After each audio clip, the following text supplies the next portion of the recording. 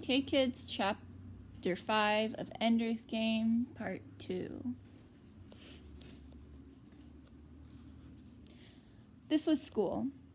Every day, hours of classes, reading, numbers, history, videos of the bloody battles in space, the Marines spraying their guts all over the walls of the bugger ships, hollows of the clean wars of the fleet, ships turning into puffs of light as spacecraft killed each other deftly in the deep night. Many things to learn. Ender worked as hard as anybody. All of them struggled for the first time in their lives, as for the first time in their lives they competed with classmates who were at least as bright as they. But the games, that's what they lived for. That was what filled the hours between waking and sleeping. Dap introduced them to the game room on their second day. It was up, all the way above the decks where the boys lived and worked. They climbed ladders to where the gravity weakened, and there in the cavern they saw the dazzling lights of the games. Some of the games they knew. Some they had even played at home, simple ones and hard ones.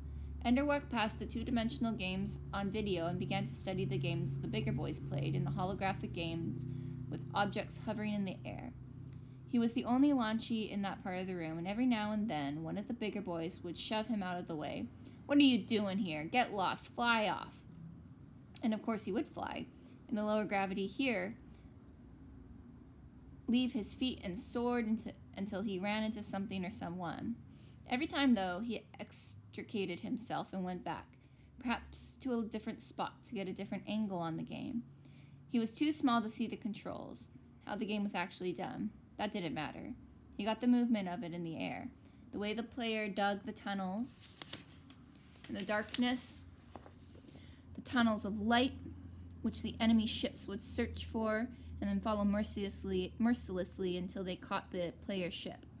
The player could make traps, mines, drifting bombs, loops in the air, and force the enemy ships to repeat endlessly.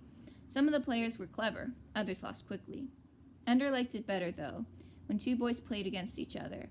Then they had to use each other's tunnels, and it quickly became clear which of them was worth anything at the strategy of it. Within an hour or so, it began to pall. Ender understood the regularities by then, understood the rules the computer was following, so that he knew he could always, once he mastered the controls, outmaneuver the enemy. Spirals when the enemy was like this, loops when the enemy was like that, lie in wait at one trap, lay 7 traps and then lure them like this. There was no challenge to it then, just a matter of playing until the computer got so fast that no human reflex could overcome it. That wasn't fun. It was the other boys he wanted to play, the boys who had been so trained by the computer that even when they played against each other, tried to emulate the computer, think like a machine instead of a boy. I could beat them this way. I could beat them that way. I'd like to turn against you, he said to the boy. I'd like a turn against you, he said to the boy who had just won. "Lossy me, what is that?" asked the boy. "Is it a bug or a bugger?" "Just a new flock of dwarfs that come around," said another boy, "but it talks." Did you know they could talk? "I see," said Ender. "You're afraid to play me 2 out of 3. Beating you," said the boy, "would be as easy as pissing in the shower." "And not half as fun," said another. "I'm Ender Wiggin." "Listen up, Scrunchface. You're nobody, you got that? You nobody, you got that? You not anybody till you got your first kill, you got that?" The slang of other boys had its own rhythm. Ender picked up quick enough. "If I'm nobody, then how come you're scared to play me 2 out of 3? Now the other guys were impatient. "Kill the squirt quick and let's get on with it." So Ender took his place in the unfamiliar controls. His hands were small, but the controls were simple enough. It took only a little experimentation to find out which buttons used which certain weapons. Movement control was a standard wire ball. His reflexes were slow at first. The other boy, whose name he still didn't know, got ahead quickly. But Ender learned a lot and was doing much better by the time the game ended. "Satisfied, Launchie? 2 out of 3. We don't allow 2 out of 3 games. So you beat me the first time I ever touched the game," Ender said. "If you can't do it twice, you can't do it at all." They played again. This time, Ender was deft enough to pull off a few maneuvers that the boy had obviously never seen before. His patterns couldn't cope with them. Ender didn't win easily, but he won. The bigger boys stopped laughing and joking then. The third game was in total silence. Ender won it quickly and efficiently. When the game ended, the older boy said, "About time they replaced this machine. Getting so any pinbrain can beat it now." Not a word of congratulations, just total silence as Ender walked away. He didn't go far, just stood off in the near distance and watched as the next players tried to use the things he had shown them. Any pinbrain? Ender smiled inwardly. They won't forget me. He felt good. He had won something. And against older boys. Probably not the best of the older boys, but he no longer had the panicked feeling that he might be out of his depth, that battle school might be too much for him. All he had to do was watch the games and understand how things worked, and then he could use the system, and even excel. It was the waiting and watching that cost the most, for during that time he had to endure. The boy whose arm he'd broken was out for vengeance. His name, Ender quickly learned, was Bernard. He spoke his own name with a French accent, since the French, with their arrogant separatism, insisted on teaching a standard not to begin until the age of 4, when the French language patterns were already set. His accent made him exotic and interesting. His broken arm made him a martyr. His sadism made him a natural focus for all those who loved the pain in others. Ender became their enemy. Little things, kicking his bed every time they went in and out the door, jostling him with the meal tray, tripping him in the ladders. Ender learned quickly not to leave anything outside his lockers. He also learned to be quick on his feet, to catch himself. Maladroit, Bernard called him once, and the name stuck. We'll have to look up what that is. Maladroit. There were times when Ender felt very angry. With Bernard, of course, anger was inadequate. It was the kind of person he was, a tormentor. What enraged Ender was how willing the others were to get along with him. Surely they knew there was no justice in Bernard's revenge. Surely they knew he had struck first at Ender in the shuttle, that Ender had only been responding to violence. If they knew, they acted as if they didn't. Even if they did not know, they should be able to tell from Bernard himself that he was a snake. After all, Ender wasn't his only target. Bernard was setting up a kingdom, wasn't he? Ender watched from the fringes of the group as Bernard established the hierarchy. Some of the boys were useful to him. He flattered them outrageously. Some of the boys were willing servants, doing whatever he wanted, even though he treated them with contempt. But a few chafed under Bernard's rule. Ender watched, knowing who resented Bernard. Shen was small, ambitious, and easily needled. Bernard had discovered that quickly and started calling him Worm. Because he's so small, Bernard said, and because he wriggles. Look at how he shimmies his butt when he walks. Shen stormed off, but they only laughed louder. Look at his butt. See you, Worm. Ender said nothing to Shen. It would be too obvious then that he was starting his own competing gang. He just sat at his desk on his lap, looking as studious as possible. He was not studying. He was telling his desk to keep sending a message into the interrupting queue every 30 seconds. The message was to everyone, and it was short and to the point. What made it hard was figuring out how to disguise who it was from the way the teachers could. Messages from one of the boys always had their name automatically inserted. Ender hadn't cracked the teacher's security system yet, so he couldn't pretend to be a teacher, but he was able to set a file up for a non-existent student, whom he whimsically named God. Only when the message was ready to go did he try to catch Shen's eyes. Like all the other boys, he was watching Bernard and his cronies laugh and joke, making fun of the math teacher who often stopped mid-sentence and looked around as if he'd been let off the bus at the wrong stop and didn't know where he was. Eventually, though, Shen glanced around. Ender nodded to him, pointing to his desk, and smiled. Shen looked puzzled. Ender held up his desk a little and then pointed at it. Shen reached for his own desk. Ender sent the message then. Shen saw it almost at once. Shen read it, then laughed. Out loud.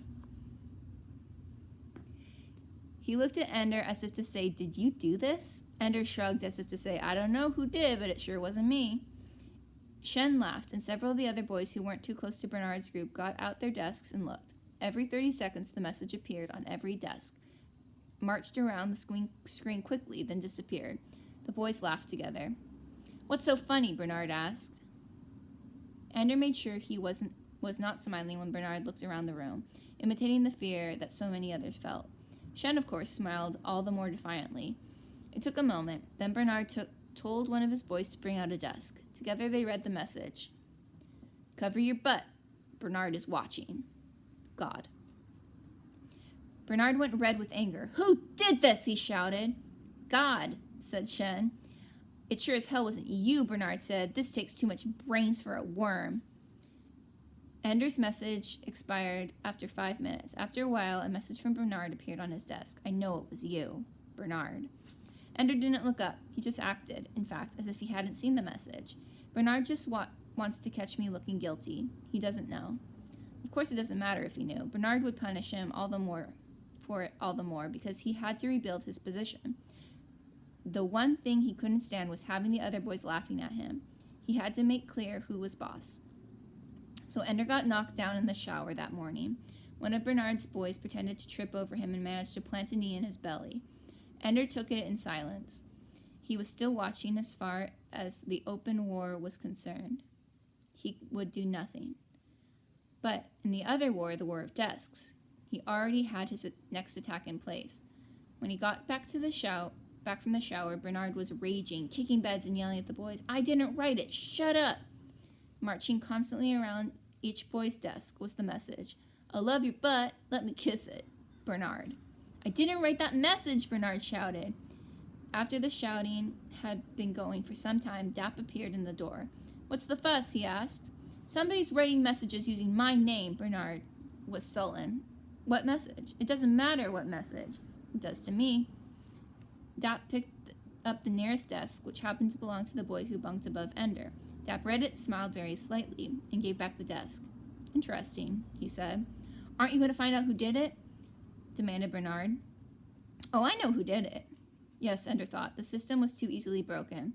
They mean us to break it, or sections of it. They know it was me. Well, who then? Bernard shouted. Are you shouting at me, soldier? Asked Dap, very softly. At once the mood in the room changed. From rage on the part of Bernard's closest friends and barely contained mirth among the rest, all became somber. Authority was about to speak. No, sir, said Bernard. Everybody knows the system automatically puts on the name of the sender. I didn't write that, Bernard said. Shouting? Asked Dap. Yesterday, someone sent a message that was signed God, Bernard said. Really? Said Dap. I didn't know he was signed onto the system. Dap turned and left, and the room filled with laughter.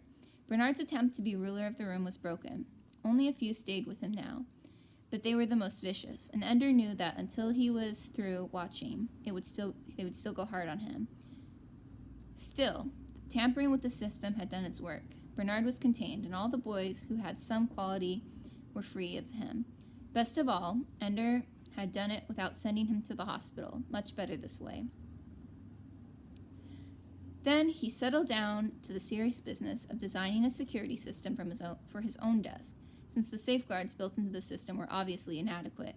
If a 6-year-old could break them down, they were obviously put there as a plaything, not a serious security, just another game that the teachers had set up for us. And this is one I'm good at. How did you do that? Shen asked him at breakfast. Ender noted quietly that this was the first time another Lanchi from his own class had sat next to him at a meal. Do what? He asked. Send the message with a fake name. And Bernard's name. That was great. They're calling him Buttwatcher now. Just watch him in front of the teachers. Just watch her in front of the teachers, but everyone knows what he's watching. Poor Bernard, Ender muttered. And he's so sensitive. Come on, Ender. You broke into the system. How'd you do it? Ender shook his head and smiled. Thanks for thinking I'm bright enough to do that. I just happened to see it first, that's all.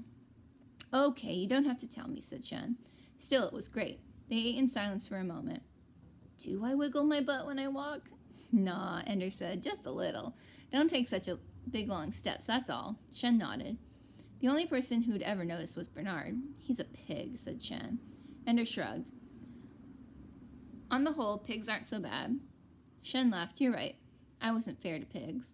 They laughed together. Two other Lanchis joined them. Ender's isolation was over. The war was just beginning.